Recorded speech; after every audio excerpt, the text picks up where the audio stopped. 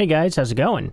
So we're going to be going over this pedal right here, my slow Walrus, and I'm sorry if you guys hear some noise kind of out in the background. My kid is sleeping right over there in her little sleeping thing, whatever you'd call it. Yeah, sleeping there, and I'm going to play some music. That's always good, right? Nah, that's why I have the headphones on. So you guys can hear it. She can only hear the strumming of the strings, maybe. I hope it doesn't wake her up. But this is my John Petrucci Majesty. You guys have seen it a couple times played on here before, but I don't think I've really shown you all it much. It is the Arctic Dream, but the lighting in here, plus the effect of the green screen, is not going to show you the green on this guitar. Unfortunately. Beautiful guitar, but unfortunately not. But I am gonna... Unfortunately, you can't see it anyway. I'm going to be showing some different features on this guitar because this slaw, I guess is how it's actually pronounced, but I like to call it a slow Walrus because it's awesome. Made right here in Oklahoma where I live, which is super cool. I like supporting local. So, very, very cool thing about it. It is an awesome reverb pedal. One of my favorite reverb pedals ever, actually. And I don't fully know how to use it. And there's a reason for that. There's some critiques to have been had on this pedal. I know some people probably find it to be cool, of which I do not find how you activate these features cool at all. I like the features. I don't like how you have to do it. Now, we'll go through. There's a reason why I have an entire manual in front of me. Because we're going to learn it together, guys. That's always fun. I'm not memorizing this. I have a quick access to this in case I need to change something. But like I said, great reverb pedal. We'll start off with good clean. This is one of the features. This guitar has a piezo. Most people know that. Some people might not. It makes it sound like an acoustic guitar, so you flip it up and it goes...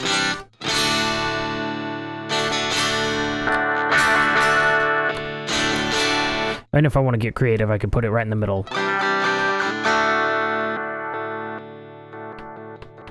So you can hear both the pickups and the piezo. Which can be a really, really cool effect, but I just like the piezo on this thing.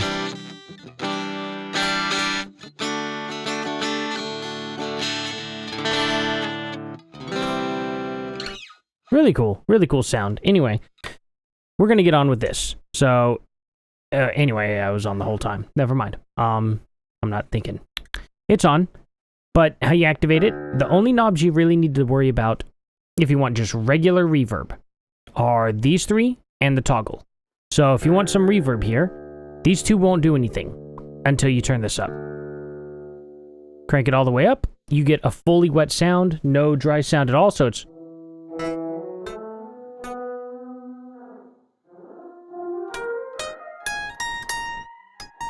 which you'll barely be able to hear. It's very quiet. So you want to dial some of that back, bring some of the guitar back with it, and then you got you some.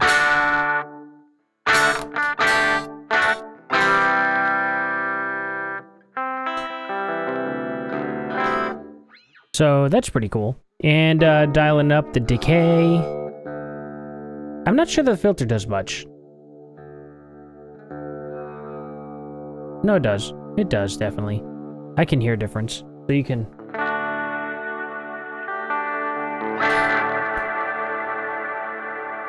And then it'll trail on, which is pretty cool. You can turn that off, apparently, but I like it trailing. I'm going to flip this up to the acoustic part, though, and it's...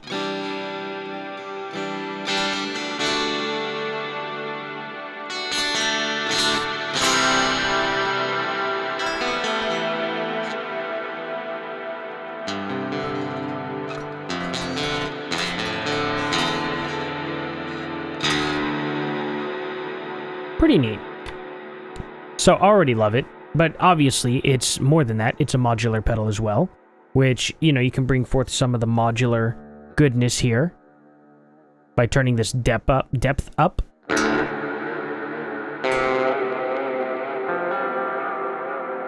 And these three will do three different things. The top one there was dark. This one's called Rise. And the next one is Dream. Dream seems cool.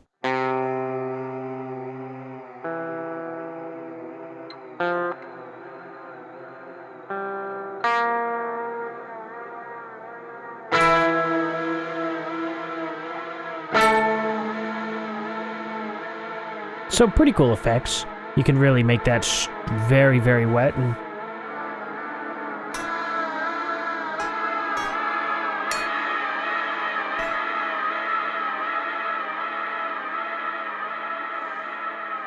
then we can add some X factor to it. Now, what X actually does, let's find out. I don't know everything about this pedal, so... X, the knob changes jobs depending on which algorithm is selected. So this is for the sine, warp, and all that. Now, I have to get to that. So the secondary functions, this is what I'm talking about. To access the secondary functions with the pedal engaged, hold down the bypass switch and use the toggle to select the desired wave shape. So, you gotta... Now it's doing sine, I guess, right?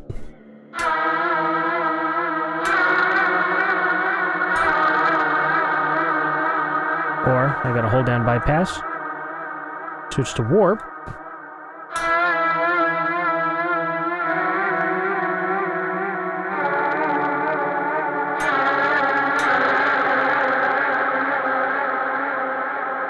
Okay.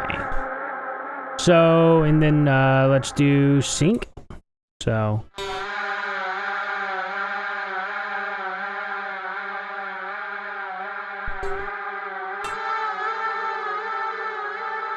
Now, let's see. So to do a factory reset though, you gotta hold down the sustain switch for 1 second while applying power to the pedal.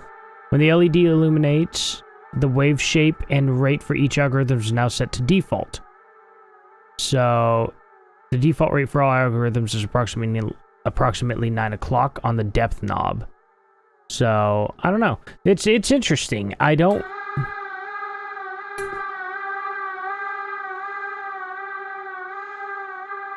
know if that's how you get it back to the first things, or if you just switch it. So it's... Or if the X has to be off.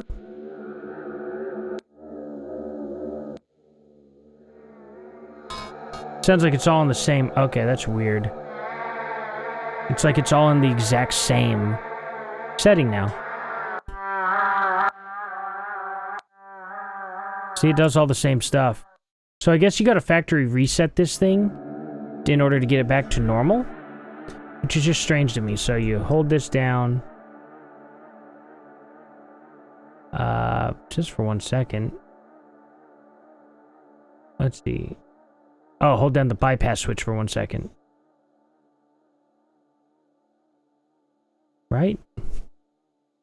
To toggle between either mode, hold down the bypass switch for 1 second.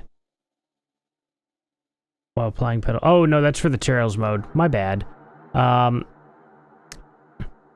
Yeah, to factory reset, hold down the sustain switch for 1 second while applying power to the pedal. And when the LED illuminates, which it's illuminated, but...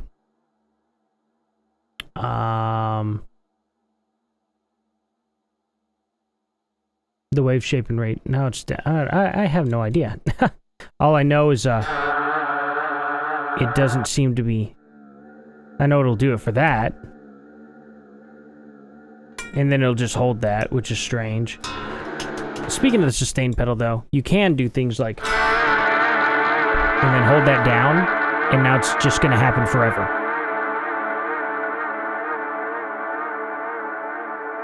Which is crazy. But see, now the pedal's off, but it's still going. That's kind of neat. Cool how it does that.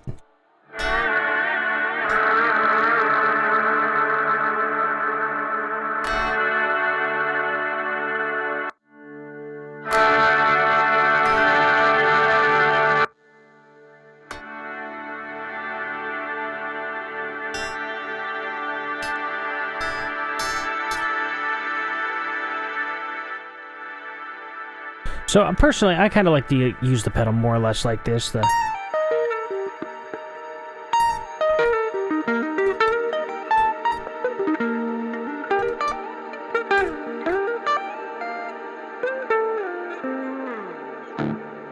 So, you know, just a fun way to do this pedal entirely. Now, I'm not going to sit here and I'm not going to sit here and pretend I'm an expert on this pedal, because I'm not. I'm really not. I wish I were, but I'm not.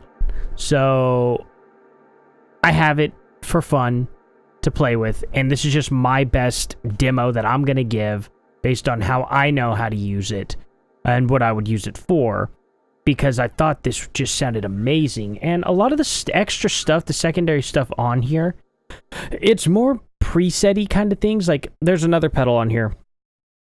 Another pedal that looks like this called the Slatva, something like that. And it just allows you to save 3 presets in it. That's the only difference between that pedal and this pedal here. I'd save money and go with this pedal unless you're just so gung-ho about having presets. But regardless, you can make these presets. And I think that's kind of what this idea is here, if you had my opinion on it. It seems to be that way.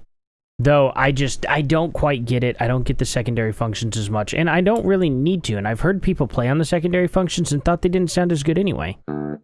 I like the regular functions that come with it. Now, of course, in a metal setting, though, you know, let's turn it on over to, I hope this doesn't blow my eardrums apart, or your guys's. And it doesn't, because I set the volumes right. I forgot. And of course, we boost it and use this little more noise killer. It's an okay little pedal. Oh, hello, boy. I got a surprise visit from a doggy. Here, go lay down.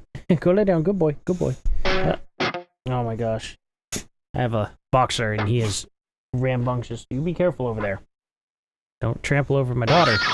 And come on. Oh my gosh. Well, this is a surprise in the video. Okay. Yes, you are a good boy. Okay, you're a good boy. I'll be out there in a second. I promise. Silly dog.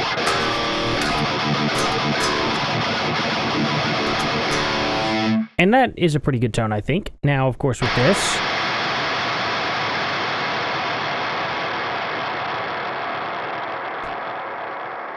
surprise for everybody, that's kind of what happens when you turn the pedal on. I'm gonna kick this up a little bit. When you have distortion going through it at all, any kind of little bit of distortion, it's just gonna kick on and give you this noise, and then it'll die off, which is interesting to say the least. Okay, cool. That's awesome. Let's have that go back. That'd be most ideal. And now everything's small. I wish it wasn't. Oh, it's because it was right. There we go. Fixed. Ish.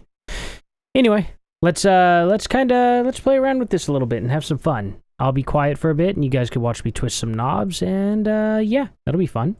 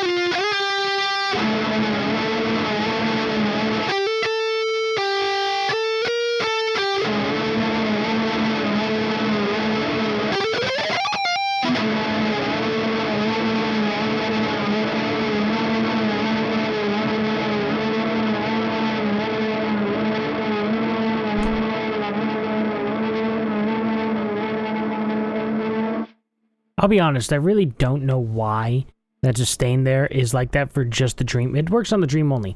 You hit it once, and it will literally just sustain that same note over and over and over again. But when you go to play, it cuts it out. And it's like, you can't really use it to play along with it. It'll just kind of cut in and out when you play. I don't understand that myself. So, yeah, it's to me, it's strange. But I really, really, really like the dark setting the most on this reverb. And it's my personal favorite. I can use it a lot more. I use it mainly with the filter in the middle, the decay in the middle, and I have my, right at about 2 o'clock there, is usually my mix for this. I have the X turned all the way down, and the depth turned up a little bit there. And usually I'll get this nice... Well, I use it for mainly soloing and stuff, like a...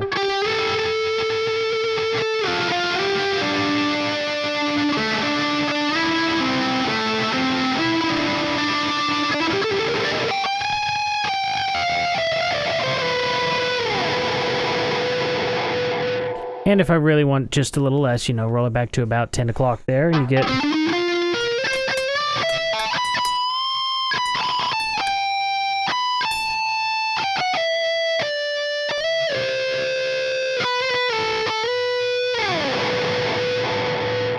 You can just get some really, really nice reverb. Now, what I really like to combine this pedal with, of course, is the Octopus. And I don't really have enough time to do that in this video, but I will make a separate video, like combining a lot of these pedals and getting some cool tones out of that. This combined with it, though, and I know my green screen is just like, so, you know, here we go.